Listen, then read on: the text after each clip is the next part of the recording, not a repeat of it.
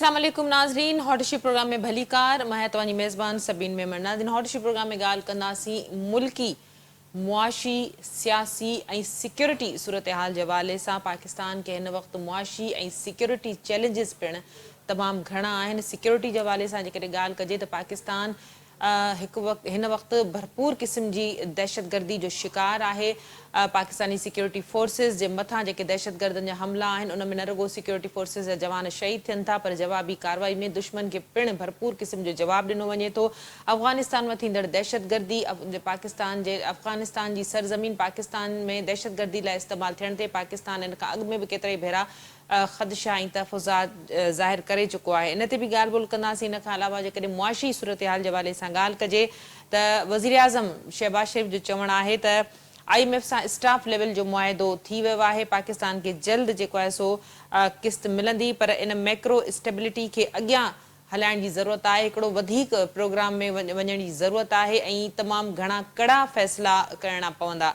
इन ते बि गुफ़्तगू कंदासीं। इन खां अलावा जेका सियासी हवाले सां जेकॾहिं ॻाल्हि कजे त किथे बि नथो लॻे त को मुल्क जी हिन बदतरीन मुआशी ऐं सिक्योरिटी सूरत हाल जे बावजूदि को मैच्योरिटी पॉलिटिशियंस में अची नज़र अचे।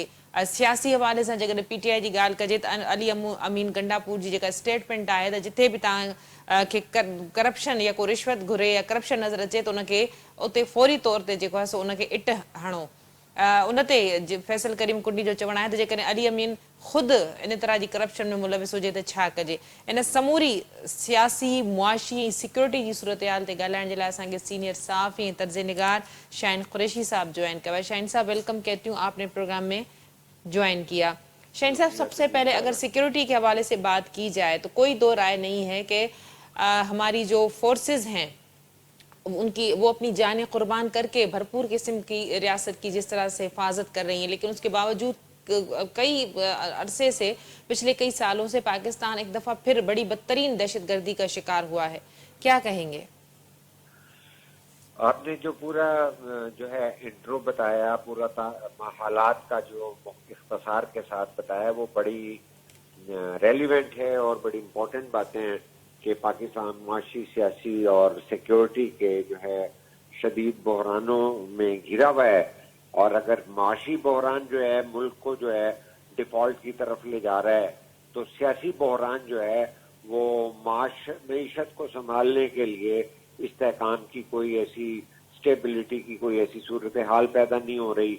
और दूसरी तरफ जब मुल्क के अंदर धमाके होंगे, कत्ल गारत गरी होगी, सिक्योरिटी एट स्टेक होगी और हमारे फौजी जो हैं शहदा उन पर हमले हो रहे हैं, तो उससे पहले भी जो सारा कुछ है ये पाकिस्तान का एक बड़ा कॉम्प्लेक्स सारी सिचुएशन है कि मतलब है कि मुल्क जो हैं वो अपनी इक्तसादी बदहाली की वजह से नहीं संभल पाते, सियासी बहरान का शिकार हो जाते हैं, लेकिन जहाँ सिक्योरिटी के मामलात भी उसके साथ गुजरे तो वो बहुत ही मुश्किल सूरत हाल हो जाती है।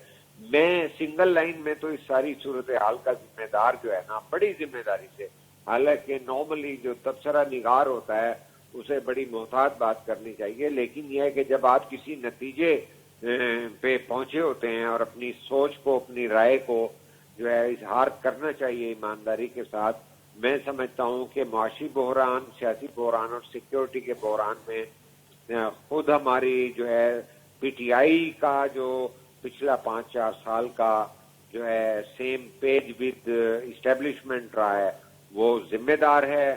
और मैं समझने में हक बजानिब हूँ कि मुआशी हालात जो है इमरान खान के दौर में खराब होती गई, कोरोना के अलावा भी खराब होती गई, और उनके पास कोई मजबूत प्लान नहीं था, ना IMF के पास गए, ना उन्होंने इस्तेहकाम सियासी पैदा किया, ना उन्होंने जो है मुल्क में तवज्जो दी कि जो कोर इशू हैं अवामुन्नास के, मुल्क के मकरूज मईशत वाले मुल्क के, जहाँ अपनी आमदनी का 70% जो है वो चला जाता है टैक्सों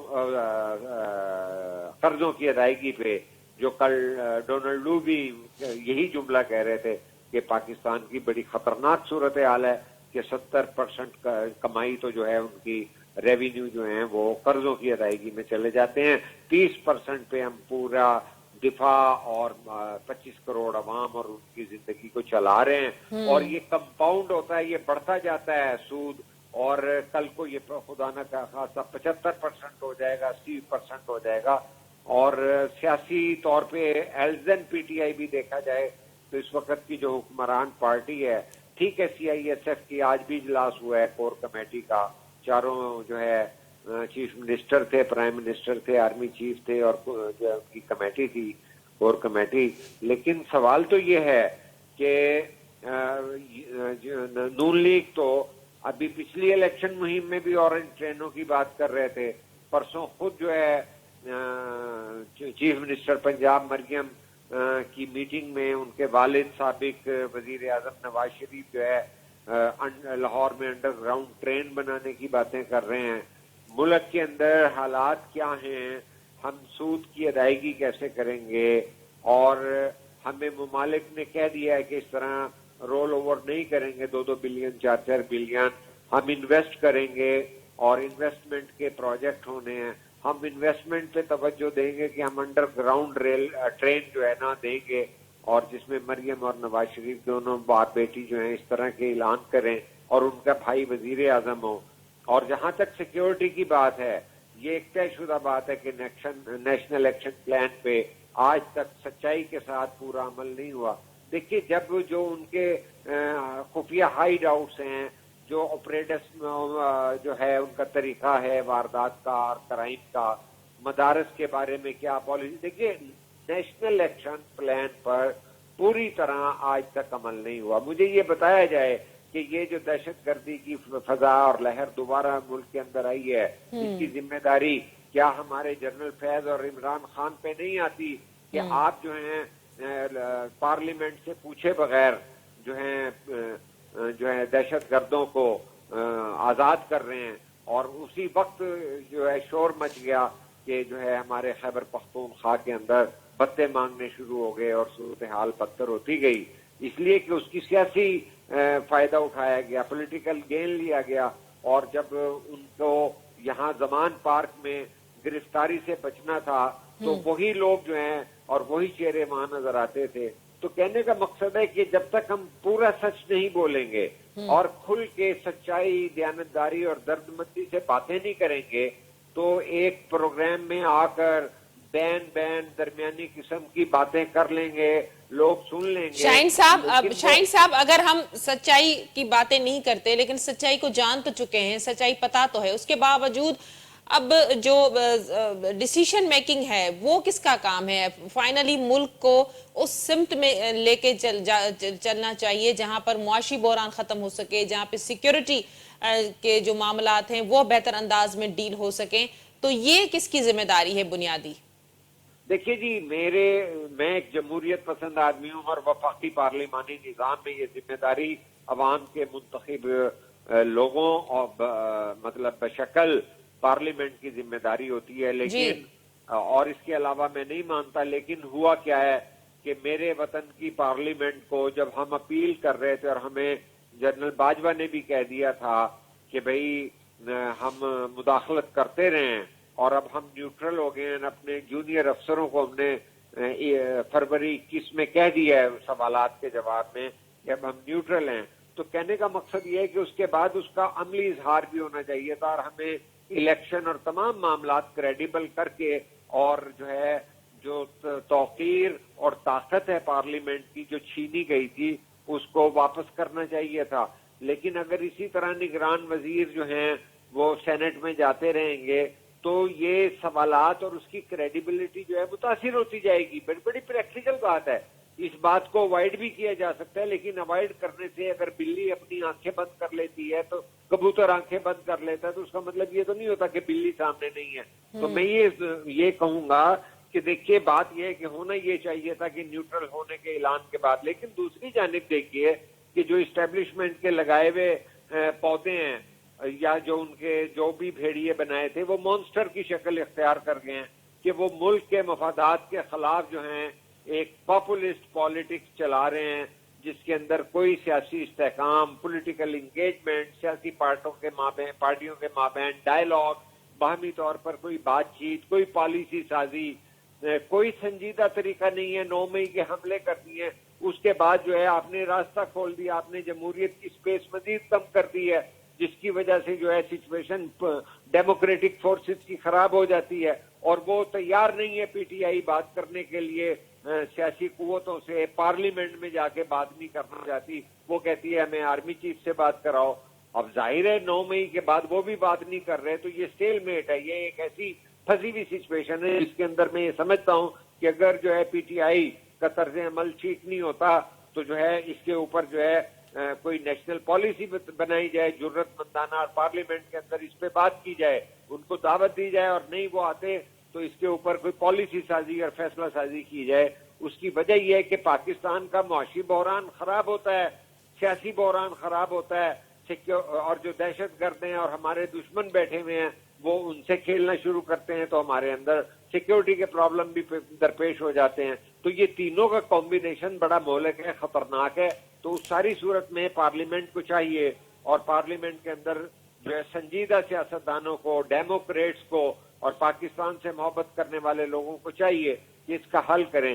کیونکہ میں یہ بات کرنے میں حق بجانب ہوں کہ پی ٹی آئی کے بڑے بڑے نام نہاد قسم کے جمہوریت کا لفظ بولنے والے لوگ 9 مئی کے واقعات کی بھی کھلے دل سے جو ہے مذمت نہیں کرتے، اور اس کے اوپر بھی اپالوجیٹک جو ہے سوچ رکھی جاتی ہے. بڑی سیدھی سی بات ہے کہ کیا اتنی مشکل معاشی بدحالی، سیاسی بدحالی میں ہم جو ہے مسلح افواج کو ڈسکریڈٹ کر کے کہ جہاں لوگوں کی جانیں چلی جائیں ان کا تمسخر اڑائیں، اور جو ہے تو پھر ہم کرنا کیا چاہتے ہیں اس ملک میں، ہمارا پروگرام کیا ہے، ہمارا ایجنڈا کیا ہے. لیکن دوسری جانب میرا سبین صاحبہ یہ بھی شکوہ ہے کہ جب آئینی طور پر جو ہے عمران خان کی حکومت کے خلاف جو ہے عدم اعتماد کی تحریک کامیاب کر کے یہ سارے اقدامات ہوئے، تو حکومت کو بھی سپریم کورٹ نے جو بعد ازاں کہا، جو کہ بندیال کورٹ تھی، کہ بھئی یہ جو ہے آئین کی خلاف ورزی ہوئی ہے، اس کے اوپر ان کے خلاف اقدام کرنے چاہیے تھے. اور اس کے بعد بھی جو ہے پاکستان کے حق کے اندر جو ہے نا پالیسی سازی ہونی چاہیے تھی. نہ پالیسی سازی ہو رہی ہے، نہ بات چیت ہو رہی ہے. ایس آئی ایف سی کے اجلاس آدھے پونے سچویشن میں کب ہوں گے؟ فورن انویسٹر کا کانفیڈنس کیسے بلڈ ہوگا؟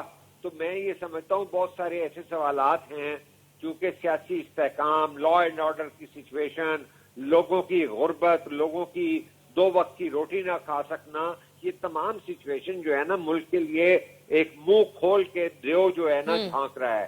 یہ جو ہے نا ایک ہمیں دعوت دے رہا ہے کہ ہم سنجیدگی اختیار کریں. تو اور پارلیمنٹ ہی ایک ایسا فورم بن سکتا ہے جہاں اور یہ ذمہ دار ہیں انہیں لوگوں نے ووٹ دیے ہیں، اور یہ پاکستان کے ساتھ اپنی محبت کا اظہار کریں، جرت کے ساتھ آ کے شائستگی کے ساتھ جو ہے پالیسی سازی کریں اور فیصلے کریں پاکستان کے لیے اور پاکستان کے 25 کروڑ عوام کے لیے. ٹھیک. شاہین صاحب یہ بتائیے گا کہ اس وقت ظاہر ہے بات جو کی کہ معاشی چیلنجز ہے، سیکیورٹی کا بحران ہے، سیکیورٹی چیلنجز ہیں، لیکن اس کے باوجود سیاسی میچورٹی، سنجیدگی ہمیں نظر نہیں آتی. علی امین گنڈاپور کی جو سٹیٹمنٹ ہے اس پہ آپ کیا کہیں گے کہ اینٹ مار دیں؟ ابھی تک وہ مرنا مارنا والی جو سیاست اور جو لینگویج یوز ہو رہی ہے، جس پر فیصل کریم کنڈی صاحب کہہ رہے کہ اگر امین خود کرپشن کرے امین صاحب تو پھر کیا کرنا چاہیے؟ جی بات یہ ہے اصل میں کہ ایک اور بات تھوڑی سی درمیانے سے انداز میں کر لی جائے کہ اسٹیبلشمنٹ نے فیصلے نہیں کر پا رہی تھی جب عمران خان نے جو ہے ان کو جنرل باجوہ کو جو ہے نا نیوٹرل جانور ہوتا ہے میر جعفر اور میر صادق کہتے رہے، اور اپنے جلسے میں شرکا کی تعداد پاپولزم کے تحت بڑھاتے گئے. چونکہ یہ ایک عمومی ٹرینڈ ہوتا ہے کہ جو آدمی نعرے بازی کر کے اور لوگوں کے جذبات سے کھیل کے امریکہ کا سائفر اور جرنیلوں کی فلانی اور میر جعفر اور میر صادق کہا، اور وہ مسلسل جلسے کرتا رہا. 49 بڑے جلسے کیے، جبکہ اس سے پہلے وہ ضمنی الیکشن پہ در پہ ہار رہا تھا، لیکن اس کی پاپولیرٹی بڑھائی گئی. اور چونکہ جب تک جنرل باجوہ جو ہیں ریٹائر نہیں ہوئے تھے تو لہٰذا اس کا وہ بینیفٹ ملتا گیا. اور پھر جب جو ہے حالات جو ہے ڈیفرنٹ ہو گئے کہ اس نے ہماری یوتھ کو جو ہے انگیج کر لیا, کیونکہ باقی تو پولیٹیکل پروسیس آزادانہ چلنے نہیں دیا جاتا. کیا کوئی اور سیاستدان کسی کو میر جعفر میر صادق کہہ سکتا تھا؟ لیکن یہی وہ سیم پیج والا آدمی تھا کہ وہ میر صادق میر جعفر کہتا رہا, اور وہی آدمی 9 مئی کے واقعات بھی کراتا ہے, اس سے پہلے اسے روکا نہیں گیا. تو کہنے کا مقصد ہے اسی وجہ سے اسے قدر بورڈ بھی ملا. تو جب آپ اس طرح کی کمزور اور جو ہے معذرت خواہانہ پالیسی, اپالوجیٹک پالیسی رکھیں گے تو پھر آپ کو نتیجے نہیں ملیں گے. منافقت ہوگی کہ کبھی وہ جا کے دھمکیاں دیتا ہے. اول تو انہوں نے 9 مئی کے لوگوں کو ٹکٹیں دی ہیں, دیٹ مین کہ وہ 9 مئی کو بری نظر سے اور ملک کے استحکام اور اداروں پر کے خلاف, پاکستان کے خلاف اقدام نہیں سمجھتے. وہ ٹی وی ٹاک شوز میں آگے کہہ رہے ہوتے ہیں. اور پھر جب انہوں نے وزیر اعلیٰ کا امیدوار علی امین گنڈا پور کو بنایا تو پہلے اس نے وہی طرز عمل کیا جو ان کا ہوتا ہے. اس کے بعد جب کوئی ان پہ کیس کی ایک بات ہوئی کہ انہوں نے زمینوں کے قبضے کیے ہیں تو ایک دن میں وہ پہنچ گئے شہباز شریف کے پاس, اور اس کے بعد جو ہے وہ تصویریں آ گئیں. پھر چونکہ سابق چیئرمین پی ٹی آئی جو ہے بدتمیزی کرنے والے, ہراساں کرنے والے, ٹرولنگ کرنے والے, ٹویٹر پہ خواتین مرد و حضرات کو برا بھلا ننگی گالیاں دینے والے کو پسند کرتے ہیں, تو لہٰذا اس کرائیٹیریا میں شاہین صاحب گفتگو کو یہیں پر سمیٹتے ہیں. سپریم کورٹ کے یہی ریمارکس ہیں کہ 9 مئی ثانیے میں ملوث اصلی جو دہشت گرد ہیں ان کو چھوڑا جا رہا ہے. باقی جو ریلیوں جنہوں نے احتجاج کیے یا ریلیاں نکالی ان کے پیچھے پڑ گئے. بہت شکریہ آپ کا, آپ نے آج کے پروگرام میں جوائن کیا. ناظرین, سینئر صحافی طرز نگار شاہین قریشی صاحب جو موقف تمام بدھو پروگرام اس سلسلے کے جاری رکھنداسیں. وقت تھیو ہے مختصر وقفے جو وٹھوں تھا وقفو.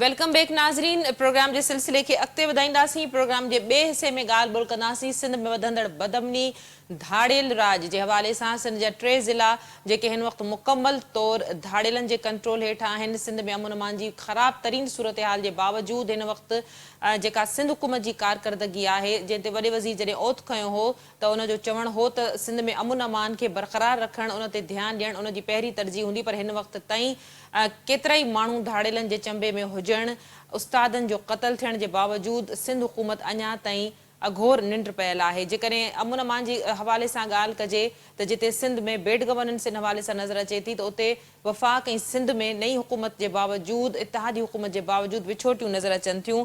سندھ پوليس میں جتي وڏي پیمانے تي بدليون ۽ مقرريون ٿيون آهن, اتل پتل ٿي آهي, تو اتي آئی جي سندھ وارے معاملے تي سندھ ۽ وفاق میں پڻ ہن وقت ٹینشن واری صورتحال ہے. سندھ حڪومت جو چوڻ ہے ته 16 ڏينهن گذري وڃڻ باوجود جيڪي نالا موڪليا ويا ان اهي فائنلائز نه ٿيڻ جي ڪري ان کي معاهدي جي ڀڃ کڙي قرار ڏيئي سگهجي ٿو. ان صورتحال تي ڳالهائڻ جي لاءِ اسان کي سينيئر صحافي ارباب چانڊيو جوائن کيو आहे. ڀليڪار ارباب صاحب تا پروگرام میں جوائن کيو. ارباب صاحب, سندھ میں وڏے پیمانے تے پولیس میں جيڪا اتھل پٿل ٿي آهي, بدليون مقرريون ٿيون آهن, ان باوجود سندھ میں امن امان جي جيڪا بدترين صورتحال آهي, چھا چوندو؟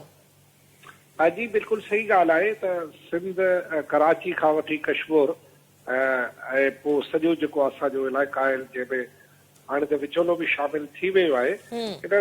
हिते बदमनी हिकु पंहिंजो घर कई वेठी आहे ऐं तमामु तर मुंहिंजे ख़्याल में का बि हुकूमत न चाहींदी आहे त उनजे सूबे में बदमनी हुजे.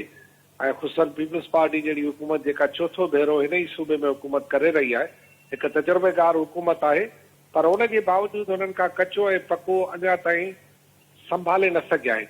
कचे मां मुराद तव्हां सम्झो था त कश्मीर जो जेके पूरा पटी आहे जेका वञी ओबाड़े ताईं ऐं पोइ हिन शिकारपुर ताईं अचे थी, इहो सॼो बदमनी जो गढ़ आहे, हिकिड़ो इलाइक़ो आहे. हिते अञा ताईं सिंध हुकूमत जी रिट बरक़रार न थी सघी आहे. जॾहिं त पके जे मां मुराद मुंहिंजी कराची आहे, हैदराबाद आहे, उहे शहर आहिनि जिथे स्ट्रीट क्रिमिनल्स जेके आहिनि उहे आज़ादीअ सां पंहिंजूं कारवायूं करे पंहिंजे घरनि ॾांहुं हलिया वञनि था ऐं माण्हू लुटजनि बि था, फुटजनि बि था, फटजनि बि था, मरजनि बि था. त अहिड़ी सूरत हाल में बहरहाल सिंध हुकूमत जे लाइ वॾो चैलेंज आहे ऐं सिर्फ़ु पुलिस ऑफिसरनि जी बदिली ऐं मुक़ररी सां मसइलो हल न थींदो। ॾिसो ज़हनियत त साॻी आहे न। अगरि तव्हां माफ़ी सां अर्ज़ु, मां सहाफ़ी आहियां, मूंखे तव्हां हितां बदिली करे इस्लामाबाद मोकिलियो, चोरी त कोन कंदुमि, सहाफ़त ई कमु कंदुसि। तो जेकॾहिं पुलिस वारे जा जेके आहे मुख़्तलिफ़ माण्हू आहिनि, उहे अगरि मुख़्तलिफ़ ज़हनियत रखनि था ऐं उहा ई ज़हनियत हू हर जाइ ते साॻी अप्लाई कनि था, त पोइ मुंहिंजे ख़्याल में को फ़ाइदो न थींदो। मजमूई तौर ते ॻाल्हि आहे कमांड जी। हाणे ॻाल्हि अची इहा बीहे थी त कराची में जेका कमांड आहे उहा हिन वक़्तु उनजो मसइलो सिंध हुकूमत ऐं वफ़ाक़ जे विच में हले पियो। उन खां सवाइ पुलिस में ग्रुपिंग आहे। केतिरा ई पुलिस वारा, मां इल्ज़ाम त नथो हणां, बल्कि इहा ॻाल्हि गुलाम नबी मेमण साहिबु हिकु इंटरव्यू में बि चई त पुलिस वारा, सहाफ़ी ऐं ॿिया कुझु फैक्टर अहिड़ा आहिनि जेके धाड़ेलनि जा मुख़बर आहिनि। मां ॿीहर वरजायां त इहा ॻाल्हि हिकु महफ़िल में गुलाम नबी मेमण साहिबु असां सां ॻाल्हि कंदे चयो हो त पुलिस वारा, सहाफ़ी ऐं कुझु ॿिया माण्हू धाड़ेलनि जा मुख़बर आहिनि ऐं उन्हनि जी मुख़बिरी कनि था। उन्हनि में उहो भली 1% हुजे पर आहिनि ज़रूरु। हाणे अहिड़े नेटवर्क में जॾहिं धाड़ेल वेही हितां सरेआम, यानी मूं ज़िंदगी में त कॾहिं इहो ॿुधो ई कोन त धाड़ेल चए थो त सिंध में तव्हां पुरअमन तरीक़े सां रही नथा सघो, ऐं उहो ख़ुशूसन असांजी हिंदू भाउरनि जो नालो खणी चवनि था त असां ॾिसो उन्हनि सां कहिड़ी तादी कई पिया, तव्हां छा कंदासीं। पर मां तव्हांजे ज़रिए उन्हनि धाड़ेलनि खे इहो पैगाम ॾींदुमि त सिंध गिदड़नि नाहे खाधी, थोड़ा ॾाहा थियो, थोरो हया शर्म कयो।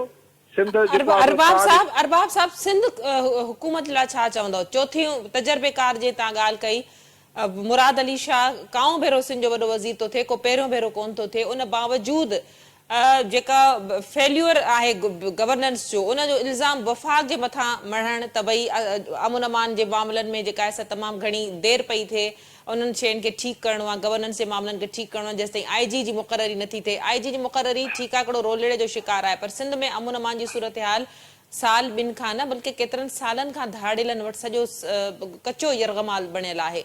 त सिंध हुकूमत इनखे छा वफ़ाक़ जी इन आड़ में लिकाइण चाहे थी कोताही खे? बिल्कुलु तव्हां सही था चओ। ॾिसो, हिन IG सां जेकी जिन माण्हू मुलाक़ात कई हुजे, भली उहो सिंध जा न आहे, पर ही IG को वयल कोन्हे, हिकिड़ो पढ़ियल गढ़ियल माण्हू आहे जिन जी मुलाक़ातूं थियल हूंदियूं। ॿियो इहो त निगरान हुकूमत जे दौरान इहो ई त IG हुयो हिते।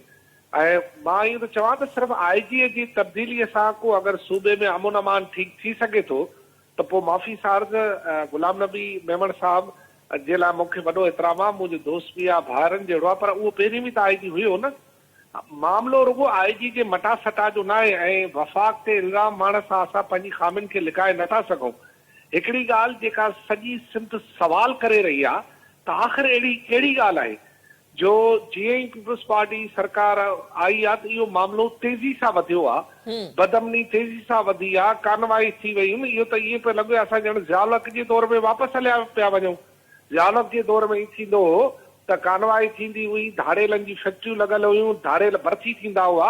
मां तव्हांखे पंहिंजी ॻाल्हि थो ॿुधायां, मुंहिंजो तालुक़ु कंबर अली ख़ान सां आहे, मां उते ॼाओ आहियां। उते कंहिं ज़माने में धाड़ेल जूं भर्तियूं थींदियूं 25,000 रुपया महीनो, यानी 25,000 रुपया वठो ऐं धाड़ेल थियो, हथियार खणो, पोइ बाक़ी जीअर आया मुआ तव्हांजी पंहिंजी क़िस्मत। अरबाब साहब, साॻी सूरत हाल असांखे नज़र थी अचे, सिंध में बदतरीन कारकर्दगी रही आहे गुज़िरियल 15 सालनि में। हाणे ॾिठो वञे पीपल्स पार्टी जी ही जेका नई काबीना जुड़ी आहे, इन वाले सां छा चवंदव? ख़ुदि पीपल्स पार्टी जे अंदरि दड़ाबंदी आहे, इख़्तिलाफ़ आहिनि, ऐं ब्यूरोक्रेसी में जेके तब्दीलियूं, SSP घोटकी 4-4 ॾींहं खां पोइ सुबुह ऑर्डर थिए थो, मंझंदि जो बदिली थी वञे, वरी शाम जो ऑर्डर थिए थो, वरी सुबुह जो ट्रांसफर थी थो वञे। कंफ्यूजन जो शिकार छो आहिनि? ही बिल्कुलु तव्हां सही ॻाल्हि कई ऐं तव्हांजी इन ॻाल्हि खे मां अॻिते वधायां ऐं तव्हांजी इन ॻाल्हि जी मां हिमायत ऐं ताईद कयां थो त पाकिस्तान पीपल्स पार्टी जी हीअ हुकूमत, सिंध हुकूमत सभिनी खां कंफ्यूज़ हुकूमत आहे। हालांकि उनखे जेॾो मैंडेट मिलियो आहे, पर लॻे थो त ना वॾो देह वीरान वारी ॻाल्हि लॻे पई, ऐं जेॾो वॾो मैंडेट मिलियो अथनि ओॾो वॾो कंफ्यूज़ आहिनि ई। ऐं अवां त 4 ॾींहंनि जी ॻाल्हि कई, मां तव्हांखे ॿुधायां त हिते हिकिड़े खाते जो सेक्रेटरी 2 कलाकनि में बदिली थी वियो। तरात खाते जो सेक्रेटरी 2 कलाक पहिरीं ऑर्डर थियो, ख़बर पई त 2 कलाकनि खां पोइ हुनखे हटाए वियो। यानी इन जो मतिलबु इहो आहे त सिंध हुकूमत हिक पेज ते न आहे। सिंध हुकूमत में कुझु माण्हू अहिड़ा आहिनि जेके ॿिए पेज ते आहिनि। ख़ुदि वज़ीर आला मुराद अली शाह थी त वियो आहे, पर जंहिं नमूने सां तकड़ा तकड़ा फ़ैसिला थियनि था हर को पंहिंजी कुर्सी बचाइण जे लाइ करे पियो। पर मूंखे हिकिड़ो सुवाल इहो आहे त होम मिनिस्ट्री पहिरीं सदाई मुराद अली शाह वटि हुई, पर जीअं ई होम मिनिस्ट्री ज़िया लंजार वटि आई आहे त पोइ इहा बदमनी जो जेको जिन आहे इहो बोतल मां निकिरी कीअं आयो आहे? इन जो छा इहो मैसेज आहे ज़िया लंजार खे त जेकॾहिं चीफ मिनिस्टर वटि जेको आहे घरू खातो हूंदो त अमुन रहंदो ऐं जेकॾहिं उन वटि न हूंदो त अमुन न रहंदो? इहो केरु पियो मैसेज ॾे?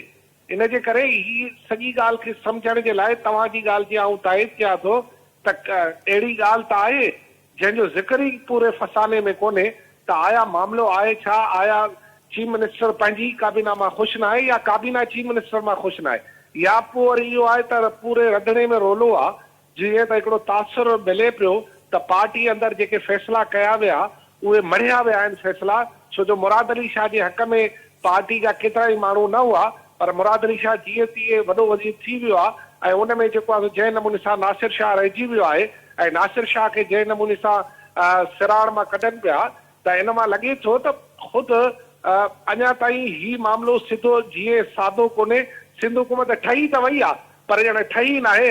इहे उहो ई आहे त जलाल चांडे जी ॻाल्हि वांगुरु भली पियो खाए खपाए पर यार पियो मोजो सॾाए, त इहे सिंध हुकूमत पीपुल्स पार्टी सॾाइजी त पए, पर पीपुल्स पार्टी जे अंदरि केतिरा ई अहिड़ा माण्हू आहिनि जेके इन ॻाल्हि जी आस रखी वेठा आहिनि त हीअ काबीना 6 महीननि में नाकाम थी वेंदी ऐं पोइ हू चवनि था त 6 महीननि खां पोइ जो त थिए छा थो। इन जो मतिलबु इहो आहे त सिंध काबीना में जेके माण्हू मौजूदु आहिनि उहे हिकु पेज ते न आहिनि। अञा त बाबा काबीना मुकमल ई न थी आहे जो इहे हिननि पेर खया आहिनि ऐं ॿिया जेके माण्हू वेठा आहिनि उहे छा कंदा? अरबाब साहब, आख़िरी सवाल तव्हां खां, इन भेट में जेकॾहिं पंजाब खे भेटियो वञे, पंजाब जी गवर्नेंस खे, ज़ाहिर मरियम नवाज़ पहिरियों भेरो तजर्बो पहिरीं दफ़ा जेको आहे सो इन मैदान ते लथी आहे, पंजाब जी वॾी वज़ारत हिकु औरत संभाली आहे ऐं इनखे समूरी ब्यूरोक्रेसी खे हैंडल करण जो को तजर्बो बि न रहियो आहे, पर उन बावजूद जेको पहिरियों इजलास हो हुन अमन अमान जी सूरत हाल ते घुरायो।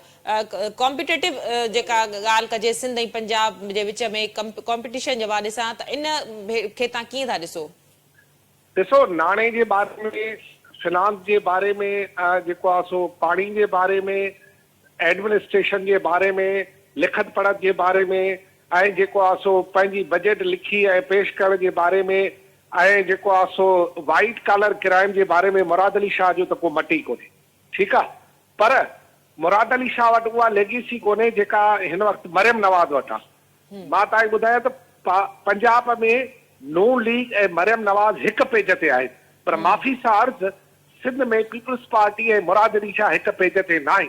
इहा ॻाल्हि मुराद अली शाह खे बि चङी नमूने सां ख़बर आहे, पीपुल्स पार्टी खे बि चङी नमूने सां ख़बर आहे। इन जे करे मुंहिंजे ख़्याल में कारकर्दगी जे लिहाज़ खां जेकॾहिं मुराद अली शाह ऐं मरियम नवाज़ जे अॻे हली भेट कबी त मरियम नवाज़ दसे दसे मारींदी मुराद अली शाह खे, छो जो हुन सां गॾु हुनजो पीउ बि आहे, हुनजो चाचो बि आहे, हुनजा सोट बि आहिनि। ऐं ॿी सभिनी खां वॾी ॻाल्हि इहा आहे त काबीना में को बि माण्हू अहिड़ो कोन्हे जेको उते वेही जेको आहे सो मरियम नवाज़ जे ख़िलाफ़ साज़िश करे, छो जो को बि अहिड़ो क़द कोन्हे उते जेको मरियम नवाज़ खां वॾो हुजे। मरियम औरंगज़ेब छा कंदी हुनखे, जेको आहे उते जेके ॿिया माण्हू वेठा आहिनि उहे हुनखे छा कंदा।